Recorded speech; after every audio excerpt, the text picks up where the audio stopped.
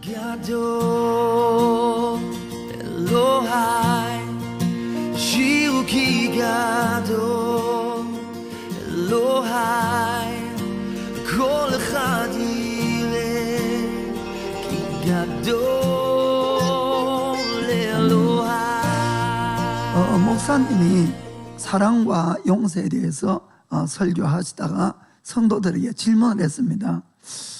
사랑하는 성도 여러분, 여러분들 중에 지금 자기가 미운 사람이 한 사람도 없는 사람 있으면 손을 한번 들어보세요 라고 했습니다.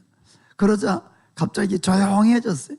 그래서 아무도 손을 안 들고 있으니까 목사님이 다시 아무도 안 계십니까? 라고 물었을 때 그때에 가장 뒷좌석에 있던 나이 많은 할아버지 한 분이 손을 들었습니다. 목사님이 감격하셔가지고 할아버지 어떻게 그렇게 높은 경제까지 도달할 수 있는지 그 비결을 좀 알려주세요 하니까 이 고령이신 할아버지가 힘이 전혀 없는 목소리로 이렇게 대답했습니다. 옛날에는 많았었는데 지금은 다 죽어버렸어.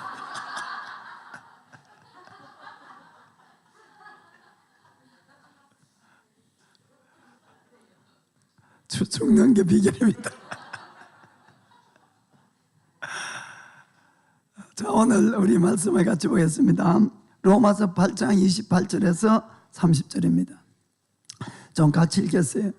우리가 알거니와 하나님을 사랑하는 자 곧 그 뜻대로 부르심을 입은 자들에게는 모든 것이 합력하여 선을 이루느니라. 29절 하나님이 미리 아신 자들로 또한 그 아들의 형상을 본받게 하기 위하여 미리 정하셨으니 이는 그로 많은 형제 중에서 맏아들이 되게 하려 하심이니라. 또 미리 정하신 그들을 또한 부르시고 부르신 그들을 또한 어렵다 하시고 어렵다 하신 그들을 또한 영화롭게 하셨느니라. 아멘. 사실 오늘 이 말씀은 우리 구원에 대해서 아주 대단히 중요한 말씀이고 참 은혜가 되는 그런 말씀입니다. 물론 우리가 이제 하나님이 우리에 대한 구원에 대해서 다는 우리가 이해를 할 수가 없습니다만은 그러나 오늘 이 말씀을 통해서 정말 우리에게 구원의 확신을 줄 뿐만 아니라 참 감격을 주는 그런 말씀이 되겠습니다. 우리가 읽은 28장 다시 한번 볼까요? 우리가 알거니와 하나님을 사랑하는 자 곧 그 뜻대로 부르심을 입은 자들에게는 모든 것이 합력하여 선을 이루느니라. 아멘. 이 말씀들 좋아하시죠? 그리고 다 알고 계시고 대단히 많이 사용하는 말씀 중에 하나입니다. 특별히 누군가 주위에서 좀 안 좋은 일이나 힘든 일이나 고난이나 어려움이 있을 때는 꼭 이 말씀을 인용을 합니다. 그래서 하나님 반드시 합력해서 선을 이루어주시니까 끝까지 잘 참고 견디자고 그러면 주님이 반드시 그렇게 해주실 것이다 이렇게 이야기를 합니다. 그런데 실제로 이 말씀이 쓰여진 배경은 모든 일에 또 하는 그런 뜻은 아니에요. 그리고 또 모든 사람에게 해당되는 그런 말씀도 아닙니다. 이 말씀을 잘 읽어보면은 다시 안 봐도 되지만은 자 볼까요? 그러면은 하나님을 사랑하고 그 뜻대로 부르심을 입은 자들에게는 이렇게 돼 있어요. 모든 사람이 아니고 이해가 되십니까? 그래서 하나님의 뜻 안에서 부르심을 받은 사람이 있다는 겁니다. 그런 사람들에게는 모든 것이 합력해서 선이 된다 그 뜻이에요. 자 그러면은 하나님의 뜻대로 부르신 사람들이 누구냐는 거지요. 실제로 그것이 29절 30절입니다 그래서 원래 한국에는 지금 접속사가 없는데 영어 성경에는 FOR, for가 들어있고 일본어 성경에도 거기 보면은 낮의 나라 이렇게 돼 있어요. 왜냐하면은 왜 모든 것이 합력해서 선을 이루는가 하면은 하고 29절 30절 이렇게 돼 있습니다. 여기 29절을 보면은 하나님이 미리 아신 자들이 있다는 거예요. 그렇죠? 미리 아신 자. 또 미리 아신 자들을 미리 정하셨다고 이렇게 되어 있습니다. 그리고 미리 정한 사람들을 30절에 보니까 미리 정한 것들을 또한 부르시고 부르신 것들을 또한 어렵다 하시고 어렵다 하신 것들을 또한 영화롭게 했다. 아멘. 미리 아시고 정하시고 부르시고 어렵다 하시고 영화롭게 했다는 거예요. 아멘. 사실 이것을 구원의 5단계라고 이렇게 이야기를 합니다. 구원의 5단계.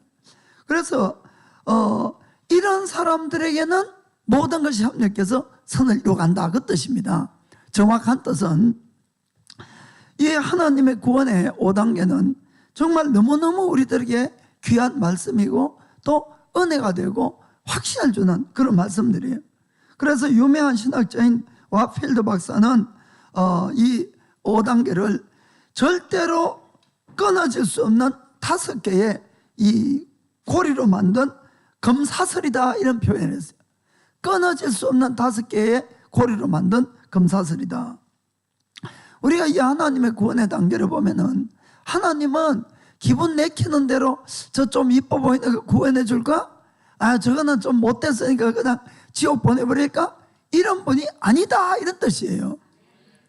하나님은 아주 옛날부터 우리에 대해서 아시고 면밀하게 계획을 세워서 오늘날 우리를 이곳에 불려줬다는 것을 꼭 여러분들이 믿으시길 바랍니다.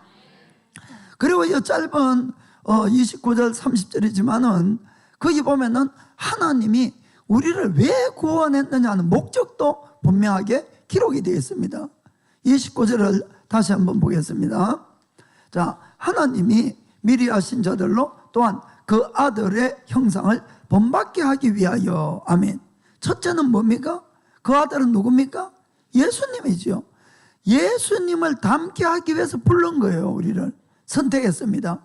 그리고 두 번째는 이는 그로, 예수님으로 많은 형제 중에서 맏아들이 되게 하려 하심이라. 아멘.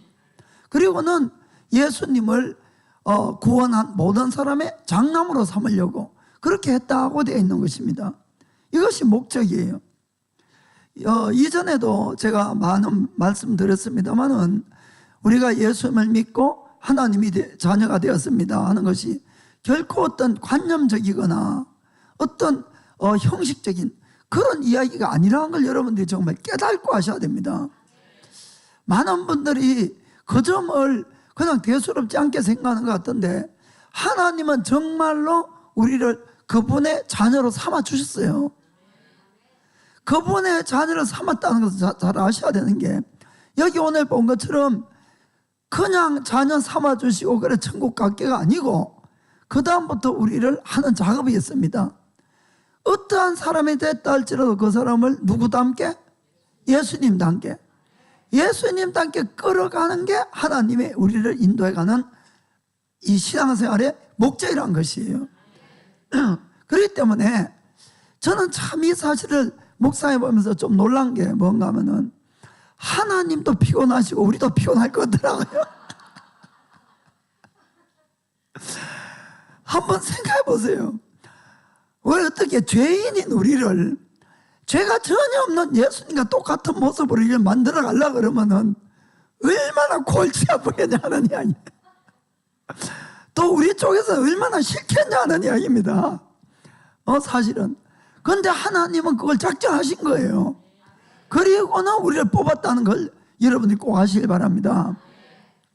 자녀를 키워본 부모님들은 잘 아시지만은 자녀들이 부모 말을 고분고분 잘 듣습니까? 대부분 안 들어요. 솔직한 이야기를. 대부분. 골치가 아파, 골치. 했던 이야기 또 해야 되고 뭐 몇십 번이 아니라 몇백 번을 해야 됩니다. 몇백 번을. 똑같은 이야기를. 그런데 또 말을 안 들어. 안 고쳐. 막 그러면 아예 막 다 집어치우고 싶은 그런 마음이 들지만은 못 집어치우죠. 왜 그렇습니까? 사랑하니까. 자식이니까. 그거 정말 얼마나 골치 아픈지 몰라요. 그러니까 하나님도 똑같다는 거예요. 우리하고. 그 골치 아픈 일을 하나님이 손수 맡아가지고 우리를 한번 예수님처럼 만들려고 이렇게 하시는 겁니다. 그런데 아무리 사랑하는 내 자식이라도 말 너무 안 들으면 어떻게 합니까? 한 대 때리고 이렇게 하죠. 그래서 하나님이 우리들 징계하는 거예요. 사실은. 우리가 그 잘 나타나 있는 구절이 히브리서 12장 6절부터 8절까지 한번 보겠습니다. 6절에서 8절. 주께서 그 사랑하시는 자를 징계하시고 그의 받으시는 아들마다 채찍질하심이니라 하셨으니 너희가 참음은 징계를 받기 위함이라. 하나님이 아들과 같이 너희를 대우하시다니 어찌 아비가 징계하지 않는 아들이 있으리요. 징계는 다 받는 것이거늘 너희가 없으면 사생자요 참아들이 아니니라. 아멘.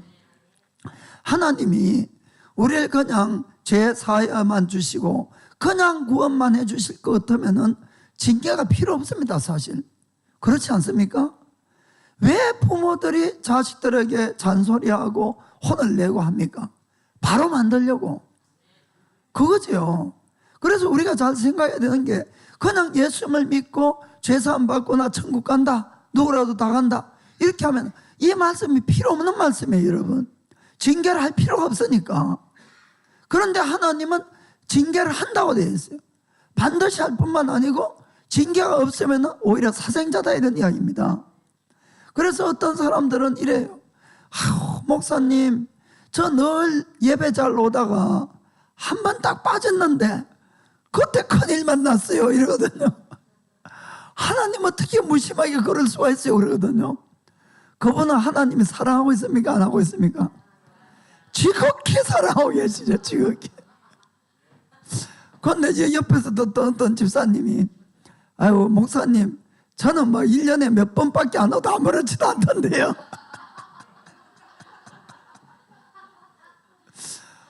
그분은 지금 하나님 사랑 받습니까, 받습니까? 안 받는 거예요. 사생자인지 모르겠어요.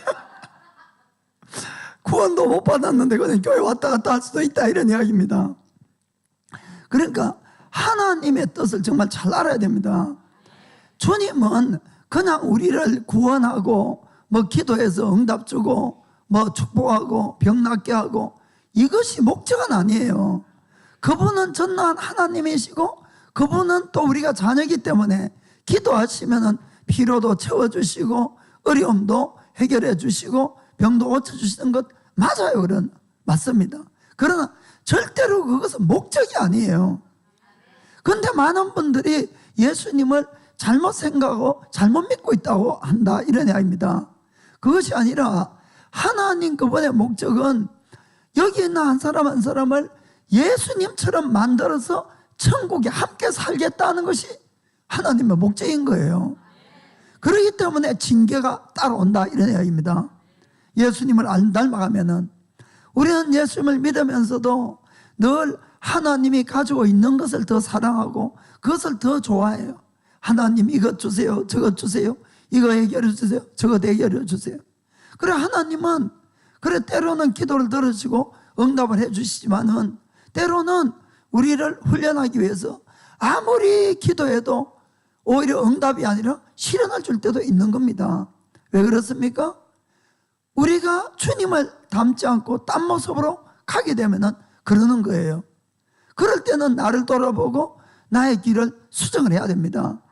그런데 하나님 뜻을 모르니까 주님 아무리 기도해도 응답 안 준다, 입이 이만큼 나와가지고 소쿠리 몇 개 걸게끔 막 통역을 어떻게 하는지 모르겠습니다. 막 저간 그런 입이 막 이만큼 나와서 이제 그러는 겁니다. 그것이 아닌 거예요. 그래서 우리가 하나님의 뜻, 하나님이 나를 구원하시고 어느 길로 인도하신다는 것을 정말 잘 깨달을 필요가 있습니다. 오늘 이 말씀들이 다 나와 있는 것이, 그래서 정말로 하나님은 우리를 그분의 자녀로 삼아 주셨어요. 그래서 우리를 영광의 모습으로 변화시키려는 것이 하나님의 뜻입니다. 그럼 어떤 모습으로 변화될까? 빌립보서 3장 21절 보겠습니다. 그가 만물을 자기에게 복종케 하실 수 있는 자의 역사로 우리의 낮은 몸을 자기 영광의 몸의 형체와 같이 변케 하시리라. 아멘. 인간과 하나님은 비교를 할 수가 없습니다. 하나님께 비하면 우리가 얼마나 낮고 천한 존재가 모르는데 우리의 이 몸을 하나님과 같은 형상, 예수 그리스도와 같은 형상으로 변하게 만드는 것이 주님이 최종적으로 하실 것입니다. 아멘. 그러면 우리가 어떻게 살아야 됩니까? 요한일서 3장 2절 3절 보겠습니다. 사랑하는 자들아, 우리가 지금은 하나님의 자녀라. 장래에 어떻게 될 것은 아직 나타나지 아니하였으나 그가 나타내심이 되면 우리가 그와 같은 줄을 아는 것은 그에 계신 그대로 볼 것을 인함이니. 아멘. 여기도 분명히 하나님의 자녀고, 우리가 장차는 지금은 잘 모르지만은 반드시 예수님과 같은 모습이 된다는 것이에요. 왜냐하면은 있는 그 모습 그대로 서로 볼 수가 있기 때문에 그렇다는 것입니다. 그럼 어떻게 살아야 되느냐? 3절에 주를 향하여 이 소망을 가진 자마다 주님의 깨끗하심과 같이 자기를 깨끗하게 하느니라. 아멘. 성경은 분명히 거룩함이 없이는 하나님을 볼 수가 없다고 이야기를 했습니다. 그래서 우리가 나의 신앙의 목표를 좀 바꾸셔야 됩니다, 여러분. 정말 예수님이에요, 예수님. 그분을 닮는 겁니다. 그분을 닮아가야 돼요.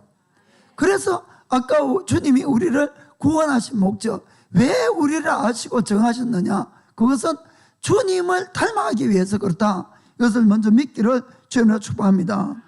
자, 그리고 또 두 번째 거기 보니까 예수님을 많은 형제들 중에서 장남되게 하려고 그랬다, 이런 말씀이 있는 거예요. 이건 또 무슨 소리냐 생각했습니다만은 예수님에 대해서 우리가 잠깐 알아보겠습니다. 골로새서 1장 15절 읽어볼게요. 자, 예수님은 보이지 아니하는 하나님의 형상이요 모든 창조물보다 먼저 나신 자니. 아멘. 자, 여기 보면은 예수님은 모든 창조물보다 먼저 만들어진 자니라고 안 되어 있습니다, 여러분. 나신 자니 이렇게 되어 있어요. 이 말씀이 대단히 중요한 말씀입니다. 여호와의 증인들은 이 말씀을 이렇게 해석을 해요. 예수님은 모든 창조물보다 먼저 난 가장 먼저 만들어진 피조물이다 이야기하는 겁니다. 여러분, 만든 거와 난 거는 천지차이에요, 여러분. 여러분 자녀들은 여러분이 낳았지 만들었습니까? 만든 게 아니고 여러분이 낳은 거예요. 그래서 여러분의 자녀가 되고 사람이 된 겁니다. 여러분이 사람 만들 수 있어요? 없습니다, 여러분. 없어요. 낳는 수밖에 없어요. 똑같은 것을. 그렇죠? 그 개가 나면은 뭐예요? 강아지가 되고, 소가 나면은 송아지가 되고, 말이 나면은 망아지가 되고 그렇게 되죠. 하나님이 낳으시면 누가 되겠어요? 하나님이 되시는 거예요, 하나님. 이 말씀을 정말 여러분들이 바르게 믿어야 되는 것은, 왜냐하면은 예수님이 정말 참 하나님이시고 그분이 하나님의 참 아들인 것을, 피조물이 아니고 참 아들인 것을 믿지 못하면은 우리 속에 영생이 없기 때문에 그렇습니다. 여호와의 증인들은 제가 객관적으로 보면은 우리 지금 믿는 크리스천들보다 더 착한 것 같아요. 더 열심히 주님을 섬기는 것 같아요. 여러분 일주일에 전도 몇 번 합니까? 그분들은 매주 한 번씩 꼬박꼬박 여기에 나가서 돌리고 있어요. 그렇죠? 얼마나 예의 바른지 몰라요. 막 전도지 돌린다고 화내보세요. 화내는 거 웃는 얼굴로 싹 대하지. 절대로 우리가 못 당하는데, 그런데 참 기가 막힌 것은 그분들의 구원이 없는 거예요. 왜냐하면 그분들의 교리가 완전히 잘못돼서 그래요. 그것은 예수님을 하나님의 아들로 안 믿는 거예요. 다만 우리 죄를 사하기 위해서 왔다는 것으로 믿어요. 말씀도 믿습니다만은 예수님을 하나님의 아들로 안 믿기 때문에 그렇다는 겁니다. 왜 그러면 예수님이 하나님의 아들인 것을 믿는 것이 그렇게 중요한가? 성경을 보겠습니다. 요한일서 2장 22절. 자, 읽어봅시다. 거짓말하는 자는 누구뇨? 예수께서 그리스도이심을 부인하는 자가 아니뇨? 아버지와 아들을 부인하는 그가 즉 그리스도니. 아멘. 23절에 아들을 부인하는 자에게는 또한 아버지가 없어되 아들을 시인하는 자에게는 아버지도 있느니라. 아멘. 제가 하는 말씀 아시겠죠? 아들이 아니라 그러면 아버지도 부인하는 거하고 똑같은 거예요. 예수님은 분명한 하나님의 아들이십니다. 또 있습니다. 요한일서 5장 11절 12절 보겠어요. 또 증거는 이것이니 하나님이 우리에게 영생을 주신 것과 이 생명이 그의 아들 안에 있는 것이니라. 영생이 누구에게 있다고요? 아들에게, 예수님에게. 그래서 12절에 아들이 있는 자에게는 생명이 있고 하나님의 아들이 없는 자에게는 생명이 없느니라. 아멘. 그래서 그들이 아무리 바르게 전도하고 바르게 살아도 하나님의 아들을 안 가지고 있으면 영생이 없다는 거예요. 그러니까 이 잘못된 교리를 가지고 사람들을 속이는 것이 얼마나 나쁜 사람들인지 모르겠어요. 그건 그렇고, 그래서 하나님은 아들을 낳으셨어요. 우리는 그 비밀을 모르지만은 한 분밖에 없어요. 그래서 한 분. 그래서 독생자 예수님이라고 말씀합니다. 한 번 아들을 낳으시고, 그리고 이 모든 우주 만물을 만드셨어요. 우주 만물을. 누구를 위해서 만들었겠습니까? 예수님. 자, 우리가 꼭 하고 싶은데 창세기 보면 우리라고 좀 비슷하게 되어 있지만은 사실은 아니에요. 자, 골로새서 1장 15절부터 17절 다시 보겠습니다.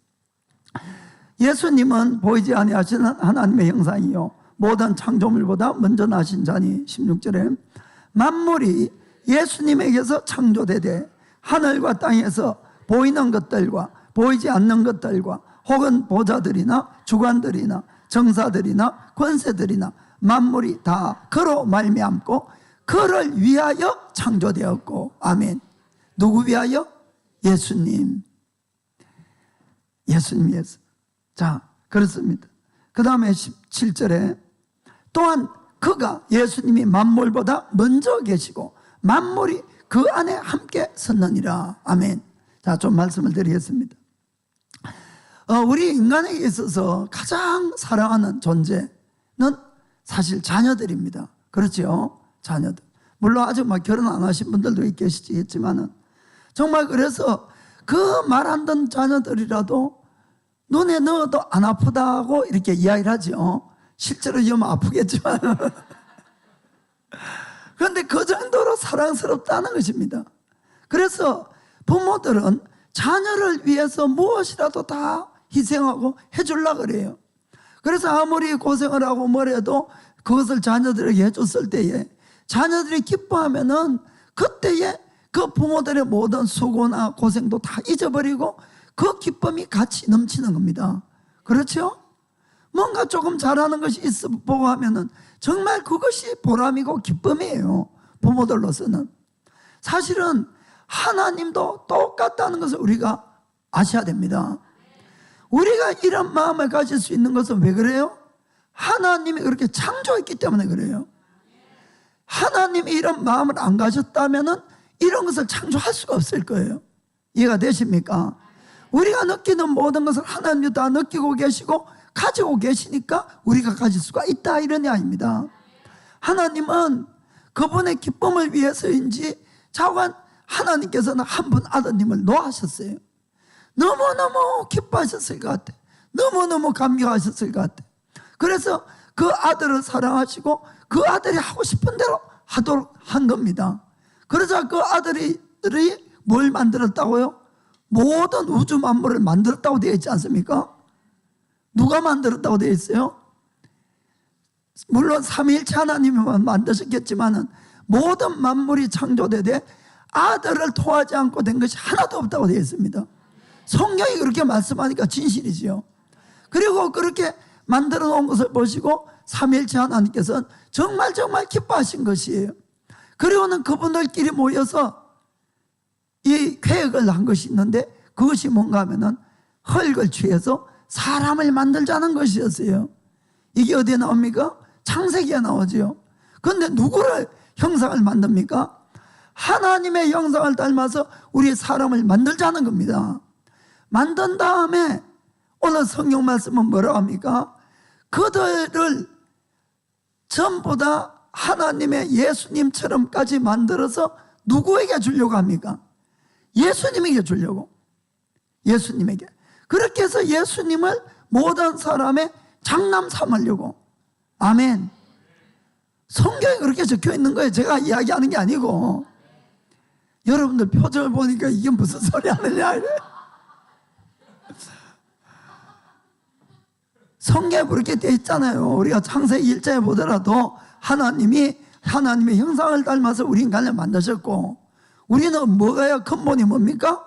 혈구로 된 거예요. 한 점의 혈구를 불과한 우리인데 참 놀라운 축복을 받은 겁니다. 누구 때문에? 하나님 때문에, 예수님 때문에. 그래서 하나님은 이 깨어지기 쉬운 우리 인간을, 변하기 쉬운 우리 인간을, 그래도 하나님의 형상 예수님을 닮게 하셔서는 우리를 아들 예수님에게 주시고, 그리고 같이 형제를 삼아서 영원한 천국에서 우리는 그럼 어떻게 삽니까? 하나님 아버지 하나님과 예수님은 우리 누구 돼요? 형님 되시죠. 형님, 오빠 되시고. 이거는 성경에 그렇게 적혀 있으니까 우리가 자격은 없지만은, 그리고는 영원히 그곳에서 같이 사는 것이, 사실 이것이 하나님의 구원의 계획이라는 것을 꼭 깨달으셔야 됩니다, 여러분. 그래서 이 땅에 자꾸 시시한 것 좀 여러분 구하지 마세요. 자꾸 그러다 보면은 눈이 멀어서 천국이 안 보이고 못 들어가는 겁니다. 여러분들이 이 땅에서 아무리 좋고 많은 걸 가져도 천국에 가면 다 쓰레기밖에 안 되는 거예요. 옛날에 제가 그런 이야기를 했잖아요. 어떤 예수 잘 믿는 부자가 돈은 너무 많은데 이걸 다 놔두고 천국 가려니까 아까워서 하나님 앞에 기도 열심히 한 겁니다. 하나님, 저희 좀 돈 좀 가지고 천국 가면 안 되겠냐고. 그러니까 알았어, 그럼 가져와 하니까, 그래서 검은 보석으로 이 땅에서 나는 가장 좋은 것으로 다 바꿔가지고 봉다리에 주머니에 넣어서 그렇게 이제 천국 갔어요. 그 천국 앞에 베드로가 서 있다가 그런 이제 이름 탁 보고 그런 이제 들어와 가는데 보니까 등에 뭘 하나 짊어졌거든. 그건 뭐냐 그러니까, 이 땅에서 내가 벌어놓은 검은 보화다 그러니까 한번 보자 그러니까 보더니 만난 베드로가 왜 이 쓸데없는 돌멩이 가져왔어? 천국이 그런 데입니다. 그 쓸데없는 거 자꾸 모으지 마시고. 아멘. 그래서 여러분들이 그게 잘 안 믿어주는 것 같은데, 전 제가 성경을 읽으면서 이런 구절에 참 감격을 합니다만은, 예수님이 부활했을 때 제일 처음에 만난 사람이 누구지요? 막달라 마리아죠. 마리아가 무덤을 갔을 때 주님을 만났어요. 그때 예수님이 마리아에게 이렇게 이야기를 합니다. 요한복음 20장 17절 같이 보겠습니다. 예수께서 이르시되 나를 만지지 말라. 내가 아직 아버지께로 올라가지 못하였노라. 너는 내 형제들에게 가서 이르되. 예수님이 그 제자들 보고 뭐라고 이야기를 합니까? 내 형제라는 거예요. 어떻게 사람이 하나님의 형제가 될 수가 있습니까? 절대로 될 수가 없는데, 예수님은 그 제자들을 향해서 내 형제들에게 가서 그 다음에 가로되 내가 내 아버지 곧 너희 아버지, 똑같은 대우를 한다는 겁니다. 참 얼마나 놀랍습니까 여러분? 나의 아버지 곧 너희들의 아버지라는 거예요. 아버지, 내 하나님 곧 너희 하나님께로 올라간다고 해라고 했습니다. 아멘. 그렇기 때문에 예수님은 우리를 그분의 형제로 이렇게 알고 있는 것이에요. 히브리서 2장 10절부터 12절 보겠습니다. 만물이 인하고 만물이 말미암은 자에게는 모든 만물의 근원 되시는 그 뜻이에요. 많은 아들을 이끌어 영광에 들어가게 하시는 일에 저희 구원의 주를 고난으로 말미암아 온전케 하심이 합당하도다. 아멘. 자, 10절 11절에 거룩하게 하시는 자와 거룩하게 함을 입은 자, 이것은 거룩하게 하시는 자는 예수님, 거룩하게 함을 입은 자는 우리들이 다 하나에서 난지라. 그러므로 형제라 부르시기를 부끄러워 아니하시고. 아멘. 여러분, 하나님과 우리는 완전 격이 다른데 어떻게 형제를 부를 수가 있겠습니까? 그런데도 예수님은 우리를 향하여 형제라 부르기를 전혀 부끄럽게 안 여겼다는 것이에요. 여러분 솔직하게 저 밖에 나가서 거지들 보고 내 형제 욕하고 끌어안고 할 수 있겠습니까? 힘든 이야기죠. 예수님이 우리를 그렇게 한다는 것은 그거보다 훨씬 못한 우리를 그렇게 한다는 거예요. 사실은 우리를 형제라 부르기를 부끄러워 아니하시고 12절에 이러시되 내가 주의 이름 하나님의 이름을 내 형제들에게 여기 있는 우리 내 형제들에게 선포하고 내가 주를 교회 중에서 찬송하리라 하셨으며 예수님이 그랬다는 겁니다. 아멘. 그래서 그 다음에 17절 18절 보면은 그 쭉 같은 말이 연결되는데 다 읽기는 시간이 없으니까 그러므로 예수님이 범사에 형제들과 같이 되심이 마땅하도다. 아멘. 계속 성경은 구원받은 우리를 예수님이 형제라는 거예요. 좀 이제 믿어집니까? 그러니까 형제. 그리고는 예수님이 왜 고난을 받으시고 했는가 또 형제된 우리를 구원하기 위해서 그렇다는 것입니다. 이는 하나님의 일에 자비하고 충성된 대제사장이 되어 백성의 죄를 구속하려 하심이라. 18절 예수님 자기가 시험을 받아 고난을 당하셨은즉 시험받는 자들을 능히 도우시느니라. 아멘. 예수님이 이 땅에 우리처럼 몸을 입고 모든 것, 고난받은 모든 것, 시험받은 모든 것 누구 때문에? 우리 때문에. 십자가 죽으신 모든 것 우리 때문에.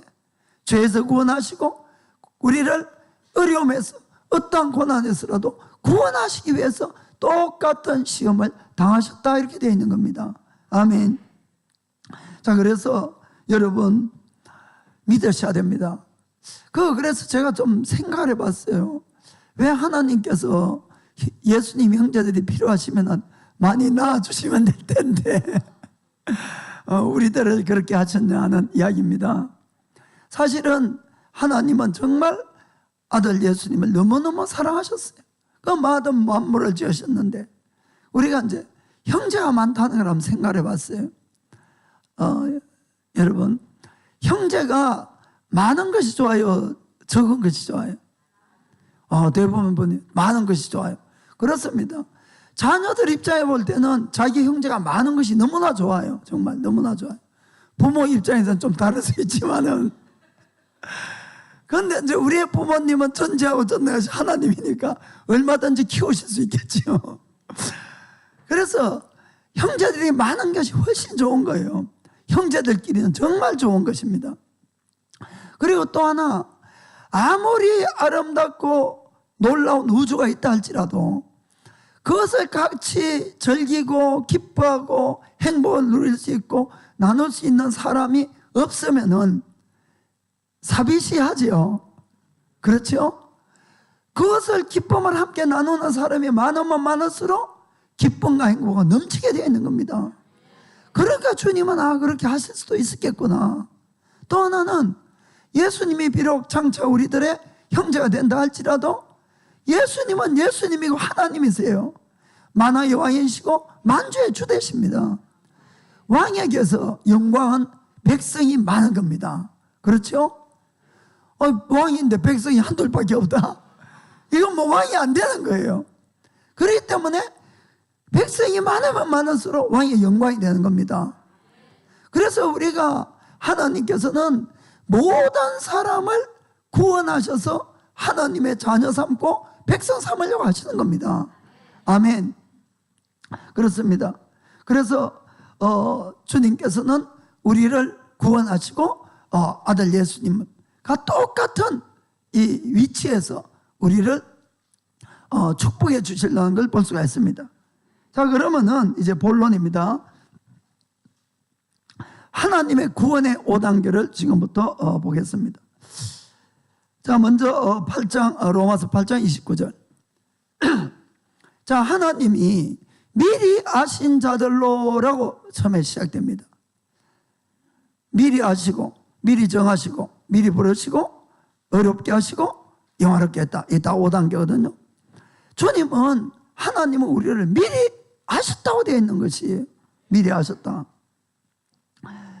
그럼 하나님이 미리 아신 것은 뭐 어떤 부분을 미리 아셨을까 하는 겁니다.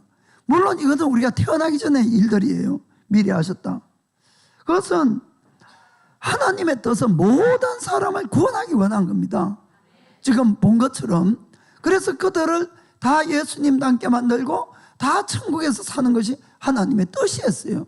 성경에도 그렇게 적혀 있고 하나님은 모든 사람이 구원을 받기를 원한다고 되어 있습니다. 그러면은 구원은 우리 쪽에 달려있습니까? 하나님께 달려있습니까? 하나님께 달려있어요. 은혜를 못 받으면은 구원을 받을 수가 없어요. 예수님이 정말 나의 구주로 주인으로 믿어지지 않으면은 죄사함이 없고 구원이 안 된다, 그 뜻입니다.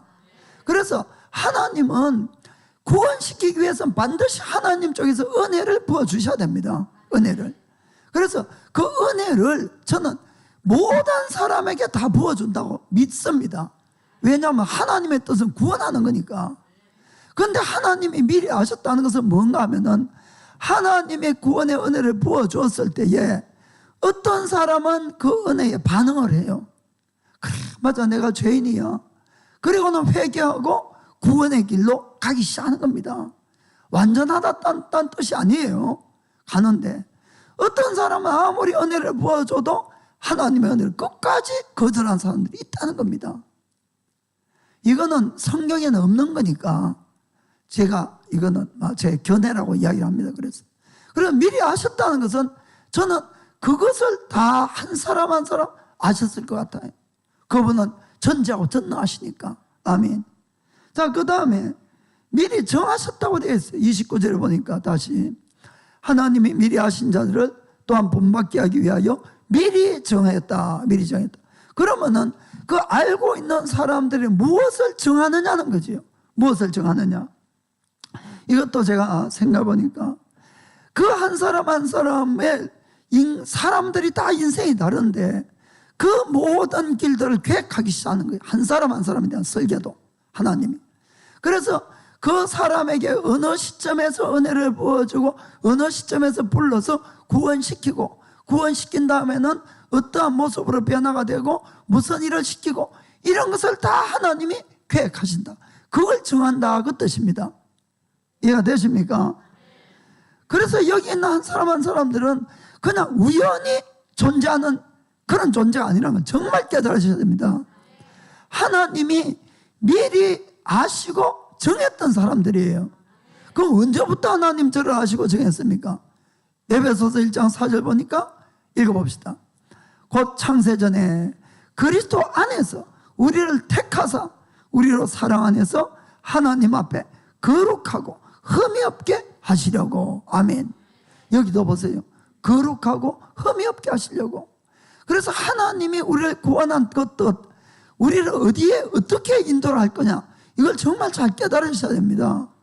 왜 그렇게 했습니까? 5절에 보니까 그 기쁘신 뜻대로 우리를 예정해서 미리 예수 그리스도로 말미암아 자기의 아들들이 되게 하셨으니. 아멘. 흙덩어리에 불과한 우리를 하나님처럼 만들겠다는 거예요. 이것이 하나님의 계획입니다, 여러분. 하나님의 의지고. 그래서 아무렇게나 살면 안 돼요. 우리가 자꾸 흙으로 돌아가는 삶을 살면 안 됩니다, 여러분. 하늘을 향해서 가는 삶을 사셔야 되는 겁니다.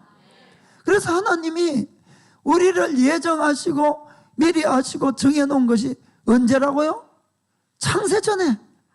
모든 만물을 만들기 전부터 하나님은 전지하고 전능하시니까 그렇게 다 정해놓았다는 것을 꼭 깨닫길 원합니다. 저는 제가 이번에 이 말씀 준비하면서 참 많이 울었어요.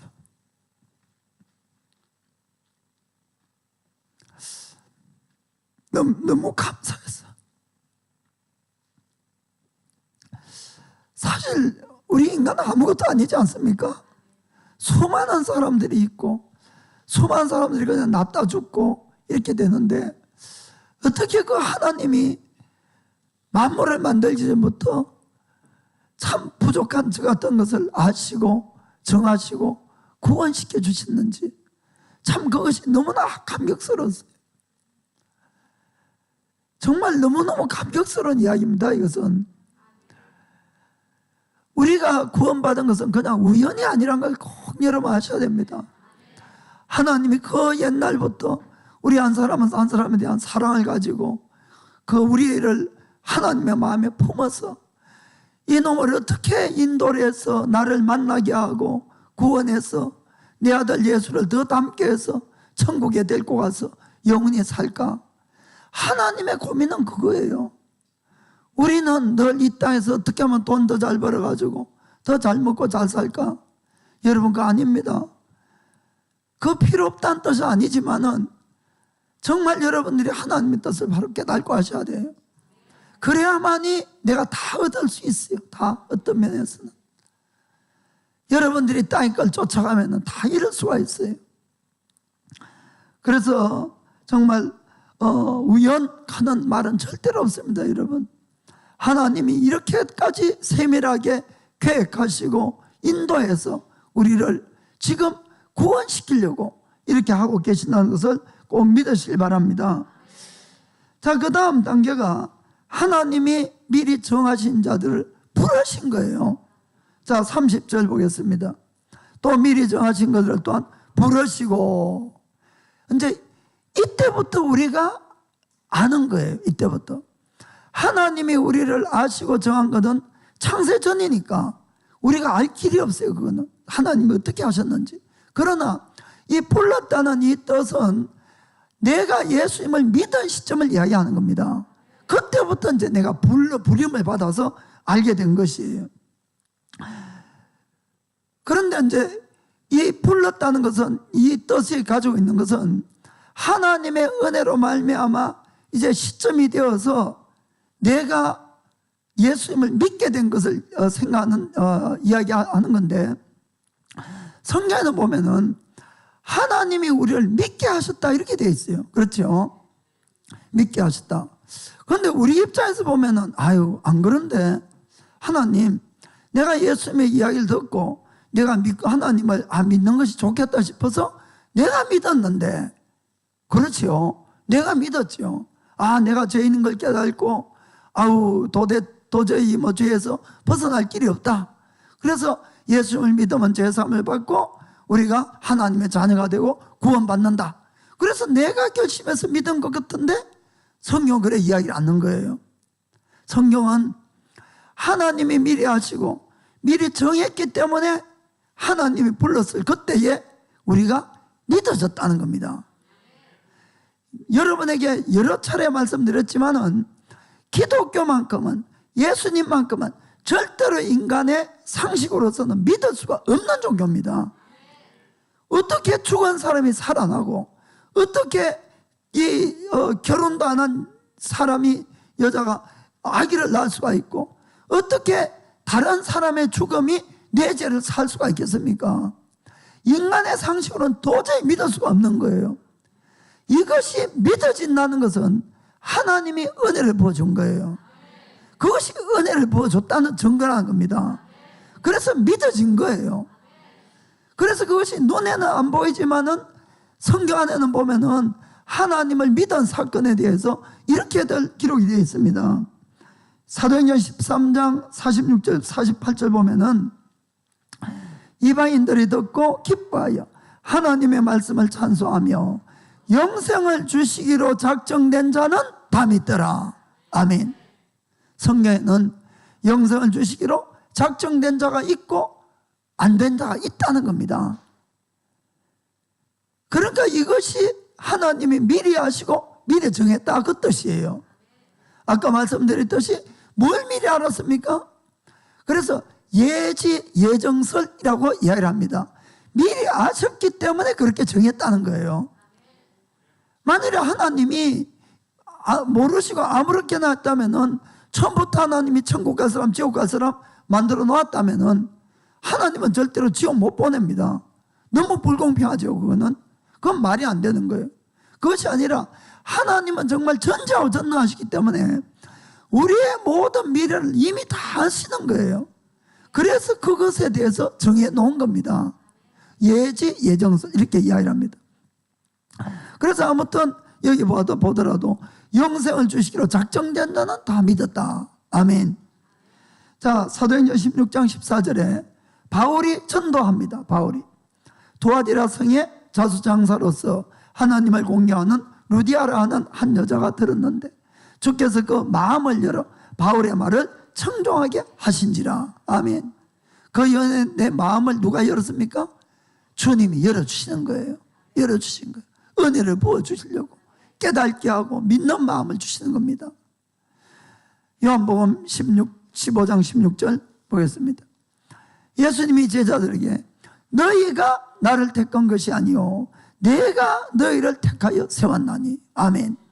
제자들 입장에서는 자기들이 따라갔는데 아니라는 겁니다. 아멘. 그렇습니다. 이처럼 우리가 예수를 믿는 것은 주님이 나를 미리 아시고 정했기 때문에 믿는 마음이 생긴 거예요. 이게 뭐 틀림없는 겁니다. 그래서 여러분이 그냥 우연히 어쩌다 보니까 나 예수님 믿고 있어, 그 소리 하지 마세요. 그것이 절대로 아니니까.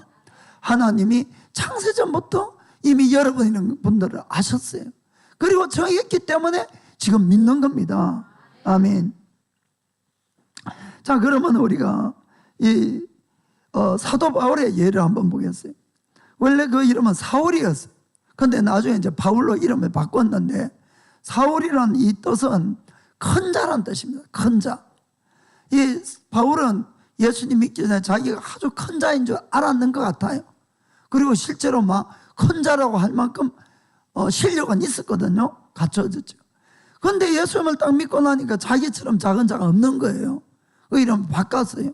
바울하는 뜻은 작은 자라는 의미가 있습니다. 그냥 나는 큰 자가 아니라고, 난 작은 자라고. 그런데 그가 예수님을 믿기 전에도 아주 철저한 고지식한 율법주의자였어요.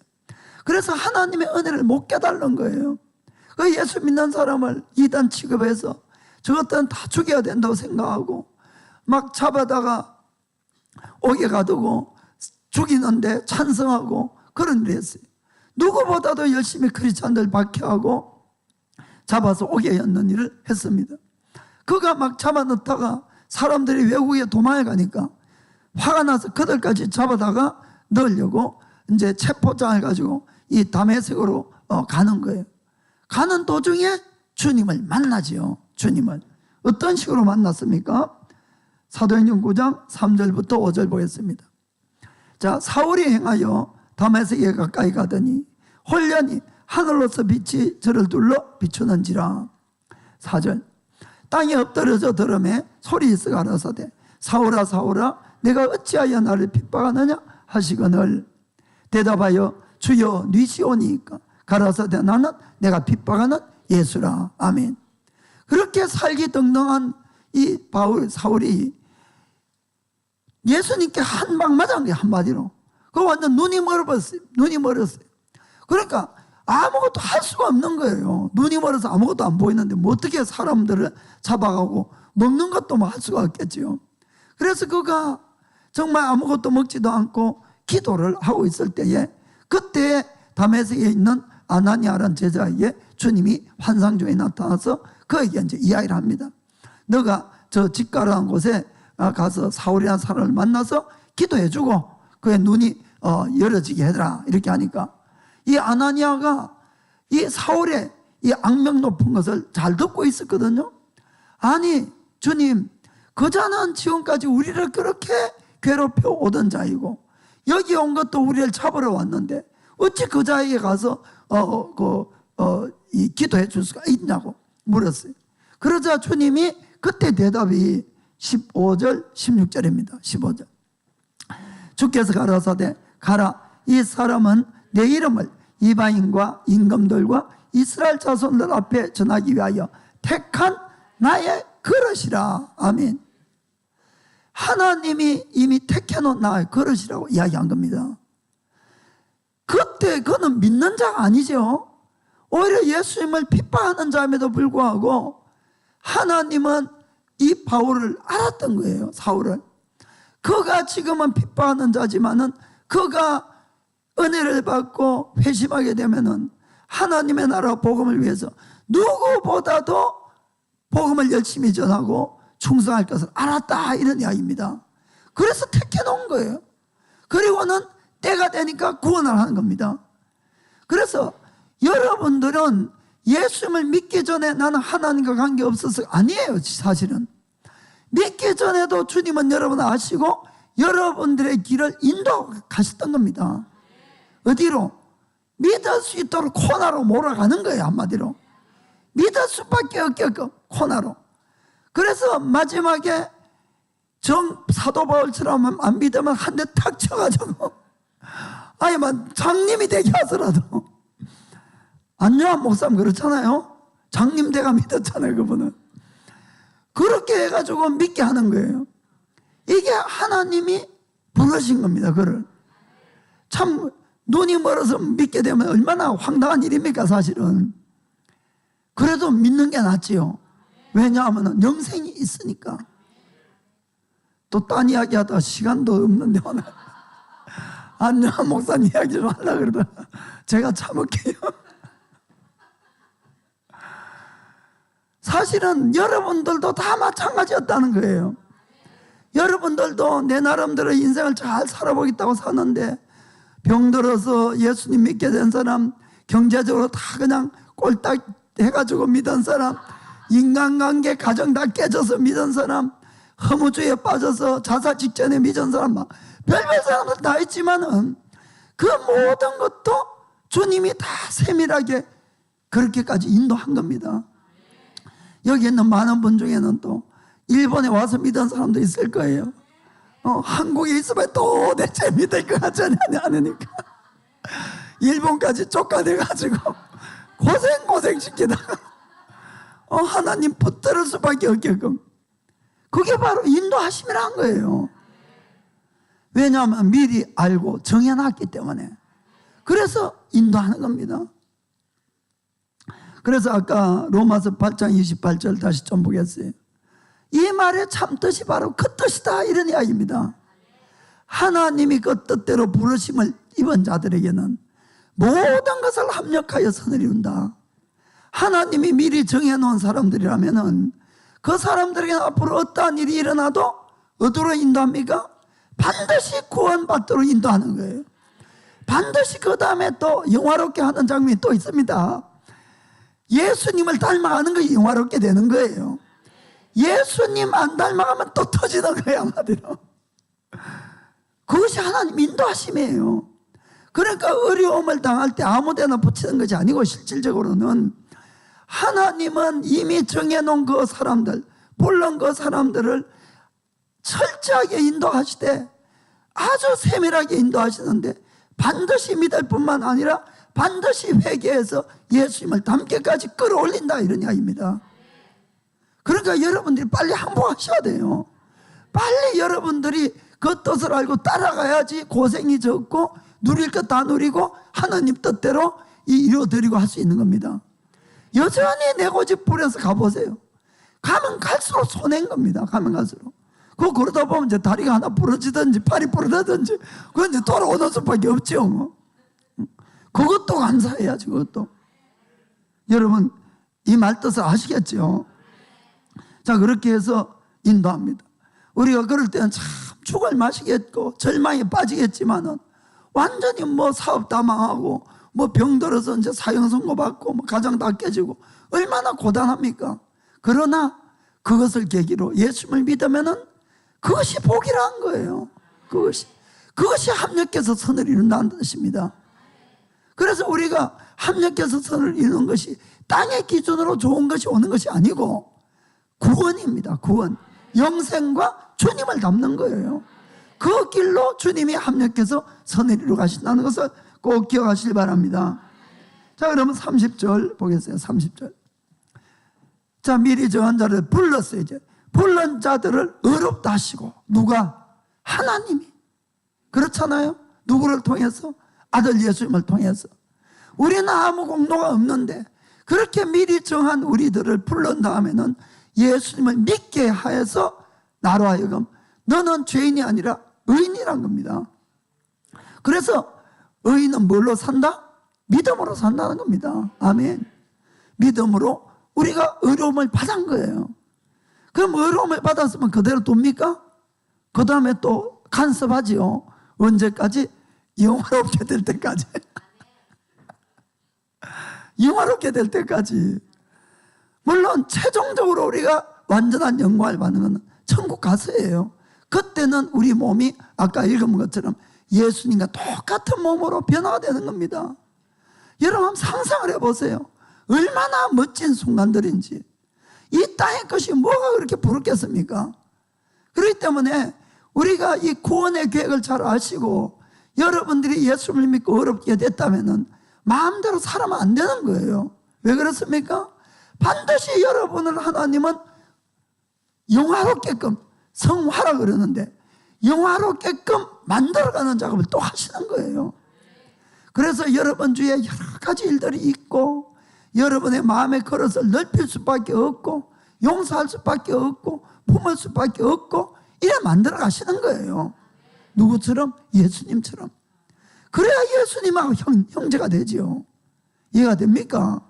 하나님의 구원의 계획은 그냥 그래 우리 인간을 불쌍히 여겼다, 사랑했다, 그래 예수 믿으면 제사함 받고 천국 가라, 가 아니란 거예요. 더 크고 놀라운 뜻이 있는 겁니다. 예수님과 똑같은 레벨로 끌어올려서 천국에서 같이 삶을 살게 한다는 겁니다. 아멘. 그래서 이 성화의 단계에도 마찬가지로 금방 우리가 성화가 안 되니까 예수님 믿어도 고난이 계속 있는 이유가 그런 거예요. 아까도 우리가 읽었죠. 아들이기 때문에 징계를 하는 겁니다. 아들이기 때문에. 자, 히브리서 12장 9절부터 11절 읽겠습니다. 또 우리 육체의 아버지가 우리를 징계하여도 공경하였거늘 하물며 모든 영의 아버지께 더욱 복종하여 살려 하지 않겠느냐. 10절에 저희는 잠시 자기의 뜻대로 우리를 징계하였거니와. 보세요. 우리 부모님들은 우리를 징계해요. 근데 그 징계가 어떨 때는 맞는 것도 있고 안 맞는 것도 있어요. 그죠? 그러나 부모님으로 볼 때는 다 맞다고 생각해서 징계를 하는 겁니다. 그러나 하나님은 보세요. 오직 하나님은 우리의 유익을 위하여 하나님의 거룩하심에 참여케 하시느니라. 아멘. 여러분 거룩하셔야 됩니다.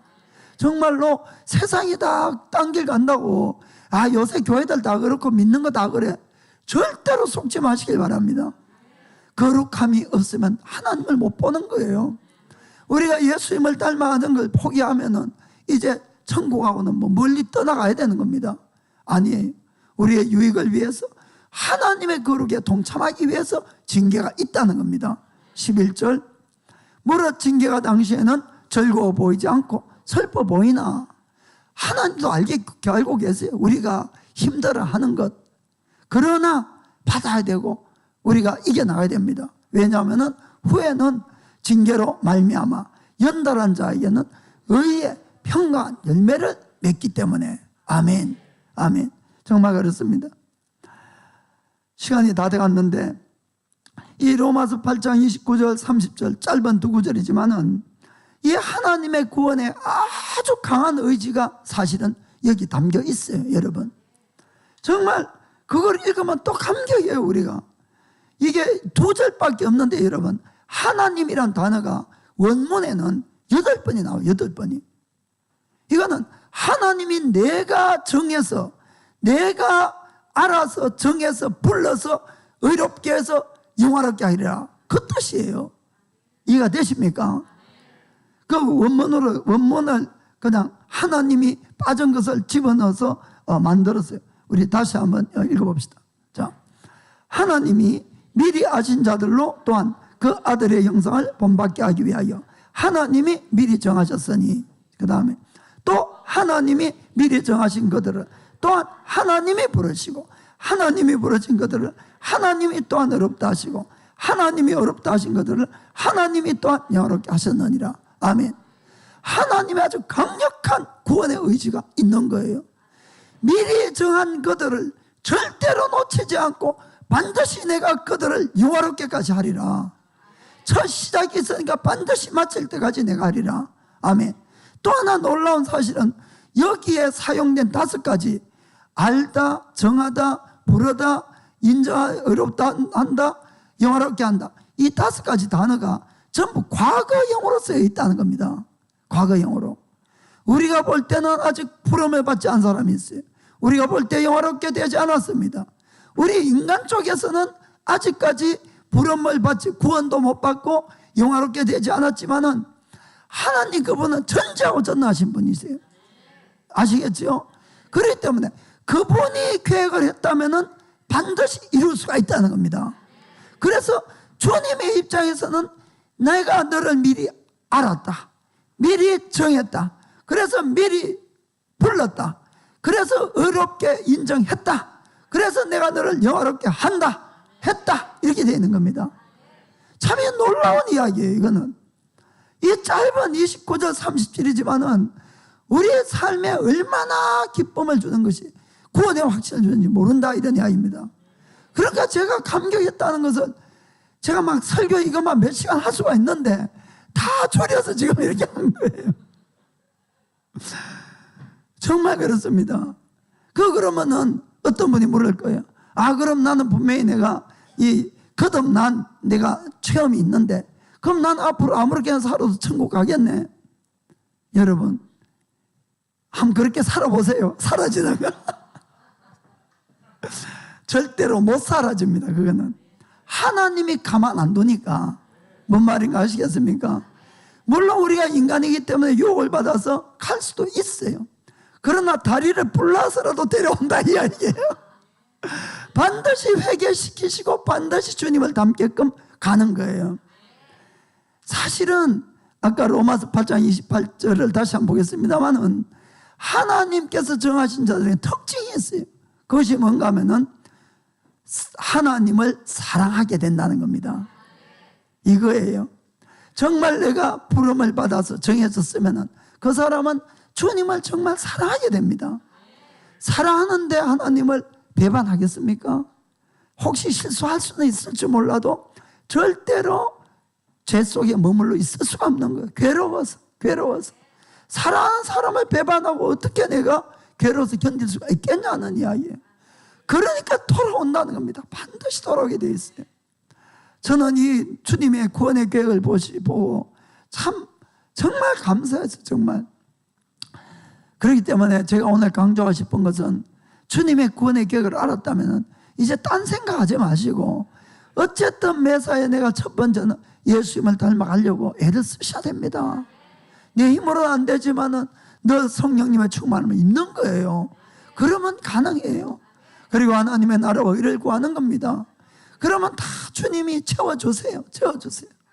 그 정말 2018년은 주님과 함께 복된 한 해가 되시기를 예수님의 이름으로 축복합니다. 기도하겠습니다.